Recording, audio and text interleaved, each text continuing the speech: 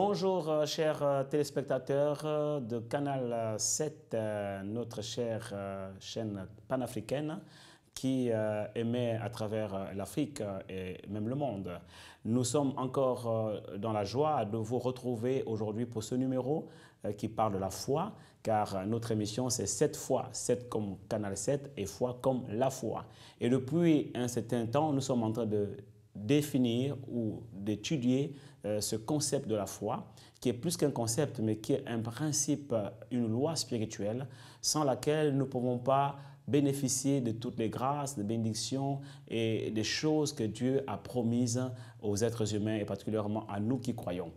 Nous avons déjà vu ce qu'était la foi, d'où vient la foi. Nous avons également vu dans les précédents numéros les éléments en fait que l'apôtre Pierre, sur notre texte de base, 2 Pierre chapitre 1 du verset 3 au verset 14, nous énumère. Nous nous sommes focalisés essentiellement sur le verset 5 où l'apôtre Pierre dit « Ajoutez à votre foi la vertu, à la vertu la connaissance, à la connaissance la maîtrise de soi, etc. » Donc nous avons défini déjà 5 éléments qu'il faut ajouter à sa foi pour que sa foi devienne agissante.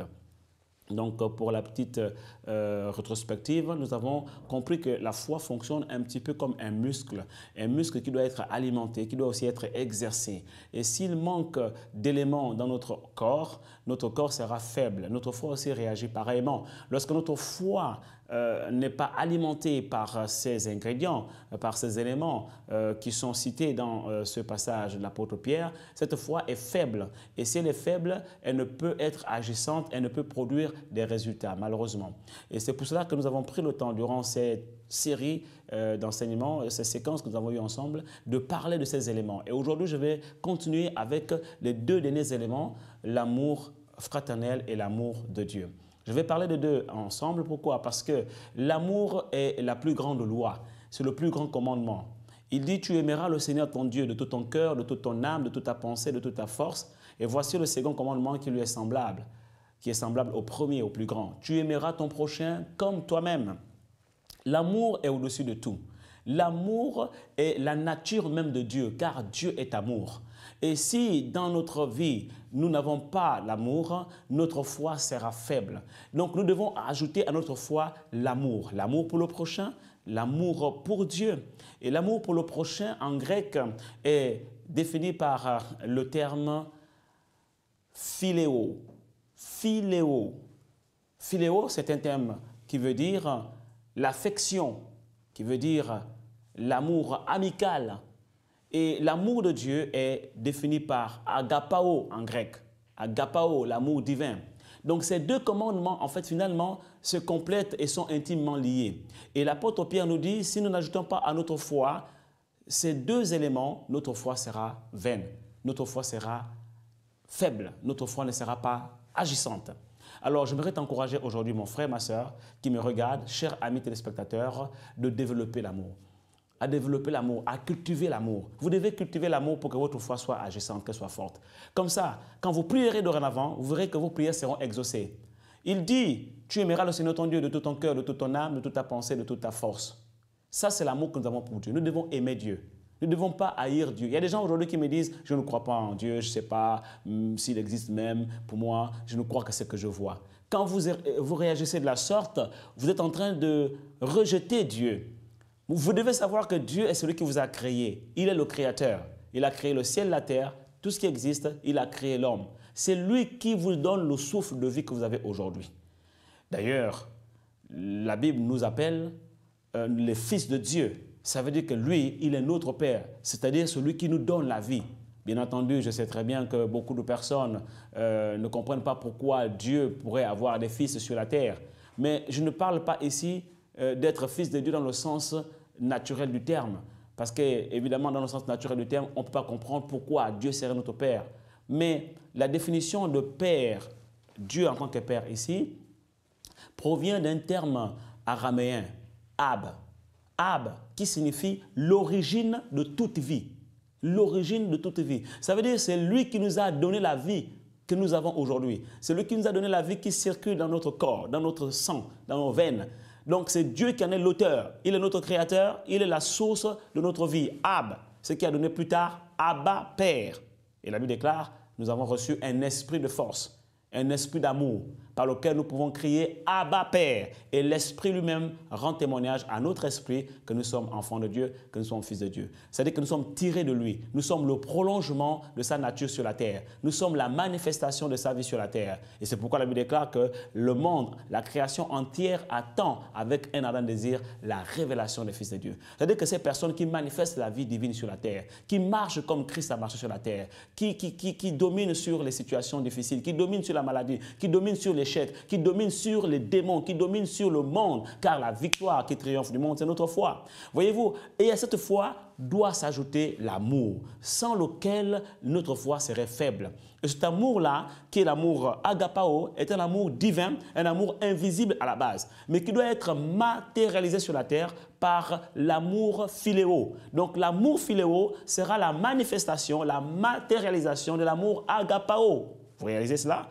C'est pour cela que l'apôtre Jean nous dit, tu ne peux pas dire que tu aimes Dieu que tu ne vois pas, si tu n'aimes pas ton frère que tu vois. C'est-à-dire que tu peux toujours dire que j'aime Dieu, ça reste invisible, ça reste quelque chose de spirituel, d'abstrait, d'inatteignable pour le commun des mortels, d'insaisissable. Par contre, si cet amour que tu as dans le cœur pour Dieu, tu le manifestes, tu le déverses sur la terre envers les êtres humains, cela doit se voir par des actes concrets, pratiques. Quelqu'un est dans la difficulté, tu as les moyens de l'aider, tu l'aides. Quelqu'un est malade, tu le visites, tu lui rends visite. Quelqu'un a besoin de toi, tu le soutiens.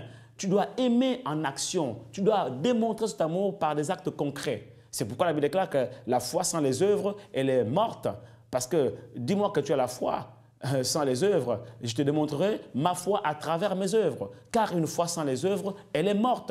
Voyez-vous? Donc, nous devons ajouter à notre foi l'amour, c'est-à-dire la démonstration de l'agapao, le divin sur la terre, le divin incarné dans l'être humain et qui se démontre par le fait d'aimer l'autre, de lui apporter le soutien qu'il faut, de pouvoir l'assister dans les temps difficiles, de pouvoir l'aider quand vous avez les moyens de le faire dans n'importe quel domaine de la vie. Soyez toujours prompt à aimer, à aider.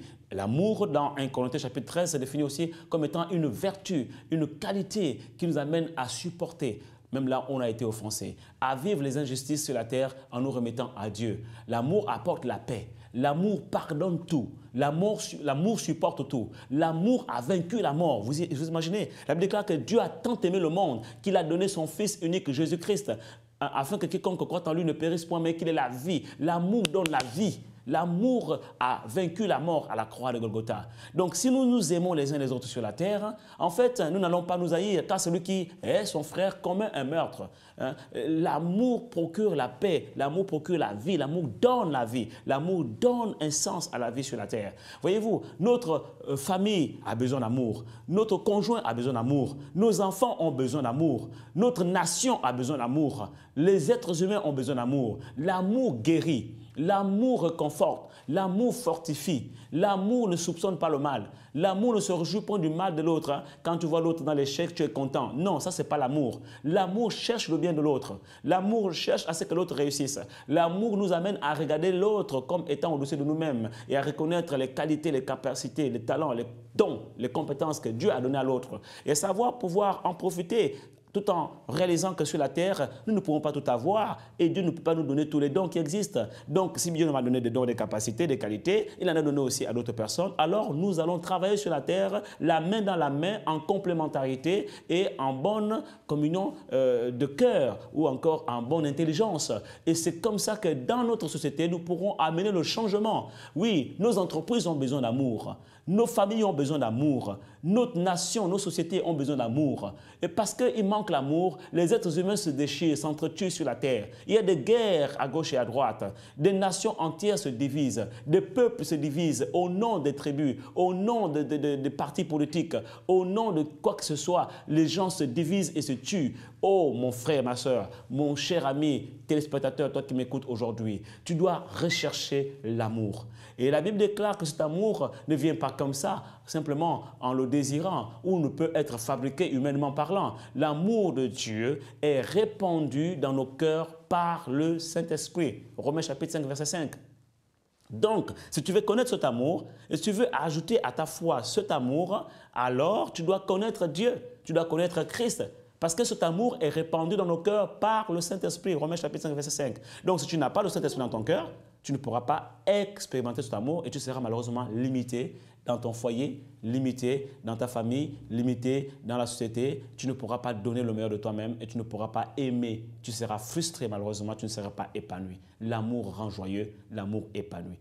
Et je te souhaite d'ajouter à ta foi l'amour. Elle deviendra forte, elle deviendra agissante et tes prières seront toujours exaucées et le ciel s'ouvrira sur ta tête et ton année sera bénie. Je déclare la bénédiction de Dieu sur tous les téléspectateurs qui m'écoutent, qui me regardent. Je déclare au nom de Jésus que l'amour de Dieu est répandu dans vos cœurs par le Saint-Esprit. Que vos cœurs s'ouvrent à Dieu, s'ouvrent à son amour, s'ouvrent à Christ, l'auteur et le consommateur de notre foi, afin que vous puissiez croire sur le fondement véritable qui est Christ, que votre foi soit basée sur Christ et que le Saint-Esprit qui donne, qui produit en nous la nouvelle naissance, produise en vous cette nouvelle naissance et vous donne la capacité de connaître Dieu, connaître qui est Dieu, la communion de ses souffrances et la puissance de sa résurrection, connaître Christ, la communion de ses souffrances et la puissance de sa résurrection. Ainsi, l'amour de Dieu sera répandu dans vos cœurs par le Saint-Esprit. Que Dieu vous bénisse.